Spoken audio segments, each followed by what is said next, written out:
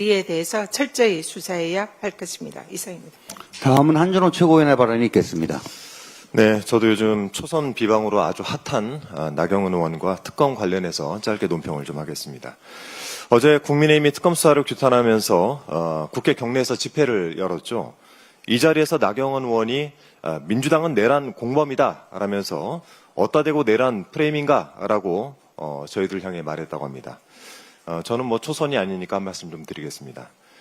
요즘 나경원 의원을 보고 있자면 도대체 왜 저러시는가 하는 생각이 좀 듭니다. 명색이 판사 출신이라면서 논리도 근거도 없는 주장뿐입니다. 민주당이 개헌 몇 달 전부터 계엄을 운운했다라는데 그렇게 해서 운운했는데 방조를 했다. 또 계엄을 알았으니까 당일에 민주당 의원들이 국민의힘보다 빨리 국회에 들어간 것이다. 내란 프레임을 주장하는 근거가 이 허위 사실이라고 하니 나경원 의원은 이 말에 책임을 지셔야 될 겁니다. 노상원 수첩이 필요하면 저희가 좀 보내드리겠습니다. 그 수첩에 따르면 저희는 대부분 고문당하고 수장되거나 폭탄에 의해 죽었을 것입니다. 자신들을 죽이려는 계엄을 방조했다면 자살 행위 아니겠습니까? 이게 가당키나 합니까? 좀 생각이라는 걸 하고 사시기 바랍니다. 그런 여당이었던 국민의힘은 또 얼마나 무능했으면 작년 3월부터 진행됐다던 이 계엄을 사전에 막지도 못하고 또 국회로는 제때 들어가지도 못한 것입니까? 화면 한번 보시죠. 계엄 그날 이 다선의 나경원 의원 행적을 보면 국회로 들어가려는 의지조차 없었던 것으로 보입니다. 나경원 의원이 국민의힘 당사에 도착한 것은 12월 4일 자정 무렵입니다. 당시 제보자들에 따르면 그 엄중했던 시기 동료 의원들은 목숨 걸고 담을 넘을 때 이 나경원 의원은 국회 앞에서 주머니에 손 넣고 어슬렁거리다가 당사로 갔다고 합니다. 왜 그랬을까요? 이것이 국회 관행을 잘 나는 다선이기 때문인가요? 계엄군에 체포될지도 모른다는 긴장감, 계엄을 해제한다는 절박감, 이런 것들은 도저히 찾아볼 수가 없었습니다.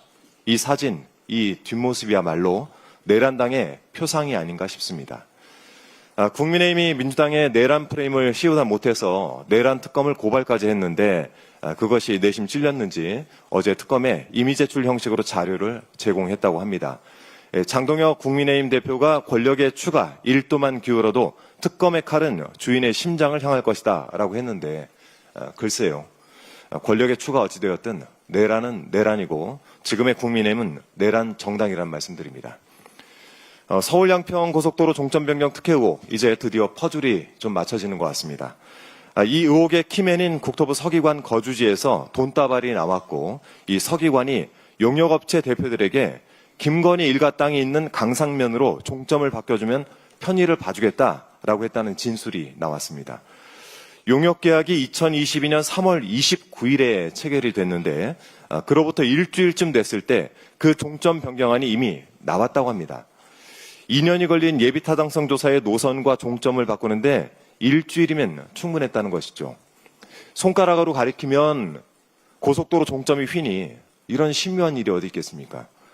김건희 특검에게 당부를 좀 드리겠습니다. 그 신묘한 힘의 원천을 반드시 찾아내 주시기 바랍니다. 제가 힌트 하나 드리면 지난 3년간 이 관련된 조사를 해봤던 입장에서 제가 보기에 2023년 7월 6일 원희룡 당시 국토부 장관의 행적을 주목할 필요가 있습니다. 네. 당시 원희룡 장관은 서울 양평고속도로 의혹에 대응을 하기 위해서 당정협의에 참석을 했습니다. 그때 약 30분간 누군가와 열심히 통화를 했다는 건데요. 그리고 그 뒤에 이렇게 느닷없이 쪽지를 꺼내서 백지화를 선언을 했습니다. 그런데 알고 보니까 이 백지화는 그 뒷자리에 서 있었던 국민의힘 의원 그 누구도 몰랐던 얘기라고 합니다. 30분간의 통화 그리고 이 노란 쪽지 한 장에 고속도로 사업이 백지화됐는데 그것이 원희룡 전 장관의 본인의 독자적인 결정이었다는 말 누가 믿겠습니까? 그 말을 할 때는 이 사안이 특검 수사 대상이 될 줄은 꿈에도 몰랐겠죠. 특검은 2023년 7월 6일 원희룡 전 장관이 누구와 왜 통화를 한 것인지 반드시 밝혀주시길 부탁드리겠습니다. 이상입니다. 다음으로 김병주 최고위원의 발언이 있겠습니다. 조선은 가만히 있어라는 오선막말 나경원 의원이 어제 또다시 단세포 논리로 막말 대잔치 시즌2를 시작했습니다. 민주당이 12.3 계엄 몇 달 전부터 계엄을 예고해 놓고 방치했으니 내란의 공범이라는 해괴한 논리입니다. 나경원 의원의 망상대로라면은 10만 양병설을 주장한 율곡이 선생은 임진왜란의 주범입니까? 지금 국민의힘에는 재발절인 도둑들의 자수가 전염병처럼 번지고 있습니다. 내란 숙의 윤석열은 특검을 고발하고 국민의힘은 제2내란을 저지하려 노력한 저를 고발하겠다고 겁박 중이며 제1야당 장동혁 대표는 지지율 60% 넘는 이재명 대통령을 무너뜨리기 위해 목숨을 걸었습니다. 명백한 제2내란 선동이며 민주공화국 법치에 대한 도전입니다. 국민의힘은 내란 타령, 국은 오름에 빠져 스스로 정당 해산의 길을 한 걸음 한 걸음 나아가고 있습니다. 김용년 전 국방부 장관의 외환 유치 및 일반 이적 행위 의혹이 점점 명확해지고 있습니다. MBN 보도에 따르면 합동참모본부는 무인기 침투 작전에 대해 군사적 필요성이 없다고 판단했습니다. 그런데도 김용년은 10여 차례나 북한 무인기 침투를 지시했습니다. 군사작전은 아군이 받을 타격과 상대에 줄 타격을 사전에 정밀 분석해 진행합니다. 군사적 실효성이 명확히 낮은데도 강행했다면 군사적 이익을 해야 하는 일반 이적죄에 해당합니다. 국민을 보호해야 할 국방부 장관이 도리어 국지전을 유발하고 국민을 위험에 빠뜨리는 일을 한 것으로 보입니다. 국가안보의 근간을 흔드는 중차대한 범죄입니다. 철저한 조사와 외환 유치 혐의로 한 점 의혹 없이 밝혀야 합니다. 나토 기금속과 금거북이에 이어 또 다른 매관 매직 의혹이 제기됐습니다. 수억 원을 호가하는 이우환 화백의 그림입니다. 언론 보도에 따르면 김건희 특검은 김상민 전 부장검사가 구매 과정에 연루됐다는 정황을 포착했습니다. 김건희가 그 비싼 그림을 받은 대가로 김상민에 대한 공천이나 공직 임명 과정에 영향력을 행사한 것이 아닌지 의심됩니다. 김상민은 비록 공천에서 탈락했지만 이후 국정원 법률특보로 임명됐습니다. 그 관직을 이용해 제1야당 대표 정치 테러 사건을 테러로 지정하지 말자고 했다는 의혹도 있습니다. 매간 매직뿐만 아니라 정치 테러 사건에 대한 축소 은폐 의혹에 대해서도 강제 수사가 필요해 보입니다. 국민의 선택권, 국민의 참정권을 박탈하려 한 민주주의에 대한 심각한 도전입니다. 민주당은 성역 없는 수사로 K민주주의가 완벽히 복원될 수 있도록 매의 눈으로 지켜보겠습니다. 대한민국 경제가 저성장의 늪에 빠져 있습니다. 이제는 과거의 틀을 깨야 합니다. 새로운 미래를 향해 나아가야 합니다. 그 중심에 바로 방위산업이 있습니다. 방위산업은 단순한 군수물자 조달 사업이 아닙니다. 우리 경제를 이끌어갈 미래 성장 동력입니다. 선택이 아닌 필수입니다. 이재명 정부가 가감한 투자와 전폭적인 지원을 아끼지 않겠다고 마음먹은 이유입니다. 민주당도 그 뜻을 함께하고자 합니다. 방위산업의 경쟁력을 강화하고 글로벌 시장 진출을 확대하기 위한 첨단 기술 개발에 아낌없이 지원할 것입니다. 이에 민주당은 방위산업 특별위원회를 신설했습니다. 제가 위원장을 맡고 지역별, 직능별 특장점을 갖춘 여러 의원께서 함께해 주시기로 했습니다. 민주당은 이제 본격적으로 이재명 정부의 방위산업 정책을 선제적이고 체계적으로 뒷받침하겠습니다. 대한민국 방위산업 K방산이 세계 4대 강국으로 도약하는 데 모든 역량을 집중하겠습니다. 감사합니다. 다음으로 이현주 최고위원의 발언이 있겠습니다. 네, 정부가 CPTPP 포괄적 점진적 환태평양 경제 동반자 협정 가입을 검토한다고 합니다. 그동안 KDI라든가 지금 통상교섭본부장으로 있는 여항구 본부장 등 많은 전문가들이 이 가입 문제를 적극적으로 권유를 해왔는데 어쨌든 이번에 이게 이제 일본이 주도하고 있다 보니까 사실은 한일 관계가 그렇게 여의치 않아서 가입하는 것들이 서로 간에 이렇게 그렇게 매끄럽지 않았었습니다. 우리도 적극적이지 않았고요. 그런데 이번에 이재명 정부가 한일 정상회담 이후에 한일 관계가 상당히 개선이 되고 좋아지면서 이 가입이 가시화되는 것 같습니다. 굉장히 크게 환영하고 지금 대외적 불확실성 속에서 우리 관세 협상 이후에 3,500억 불의 투자 과제가 또 남아 있고 여러 가지 후속 문제들이 남아 있습니다. 이 속에서 우리가 사실은 인적 자원과 기술력은 매우 풍부하지만 자원 그리고 자본 또 그리고 구매 시장 이런 여러 가지가 굉장히 부족하고 어려운 상황입니다. 이런 국제적인 패권 경쟁 시대에서 이렇게 경제 동맹 네트워크를 확보를 하고 어떤 대안적 블록을 경제 블록을 형성하게 된다면 이 12개 나라 정도 되는데 우리한테 큰 힘이 될 수도 있을 것이다.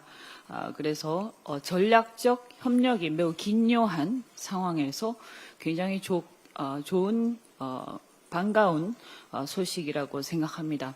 다만 이 과정에서 해결해야 될 문제들 또 크진 않다 하더라도 약간의 어떤 피해가 예상되는 분야들이 있습니다. 그래서 농민이나 어민들에 대한 설득 또 그리고 보상 이런 것들이 잘 동반될 수 있도록 수반될 수 있도록 정부 관계자들이 좀 심도 있게 고민해 주시기 바랍니다. 기대가 큽니다. 최근 상법 개정이라든가 노란봉투법 등 우리 민주당의 경제입법 그리고 중대재해처벌법의 엄격한 집행으로 기업들이 위축된다 이런 비판들이 있습니다. 잘 듣고 있습니다. 기업 일각에서도 우려가 있습니다. 그러나 근본적으로는 자본시장 선진화, 기업의 책임 및 노사관계 공정성 강화 등 코리아 디스카운트 해소하고 우리가 선진국으로 가기 위한 조금 힘들지만 필수적으로 가야 하는 여정이라고 생각합니다. 또한 이제 노동계뿐만이 아니라 우리 국민 여론 등 이런 우리 사회가 노동계든 산업계든 어느 쪽에 대해서도 상당히 냉철하고 합리적인 시각들을 가지고 이렇게 감시하고 모니터링하고 있습니다. 그래서 우리 사회가 그 정도의 선진적 법제도는 수용할 수 있을 만큼 성숙했다 하는 생각을 하고 그런 공감대가 있지 않는가 하는 기대를 합니다. 다만 법제도 시행에 있어서 유예 기간이나 계도 기간을 두는 등 기업들이 적응하고 준비할 시간이 필요하다 하는 점도 충분히 고려되어야 할 것입니다. 최근에 얘기를 들어보니까 산자부나 노동부 장관 등 정부가 경제 현장의 상황을 면밀히 살펴보면서 이 법의 시행 상황들을 지켜보고 있다고 합니다. 잘 소통하셔서 현장에서 불편 부당한 일이 발생하지 않도록 해주시기 바랍니다. 최근에 이제 검찰 개혁과 관련해서 굉장히 많은 공론화, 굉장히 치열한 토론들이 이어지고 있습니다. 바람직한 상황이라고 생각합니다. 저도 보안 수사권 폐지 등과 관련해서 한번 말씀드린 적이 있습니다. 그런데 이런 검찰 개혁에 대한 공론화도 매우 중요합니다.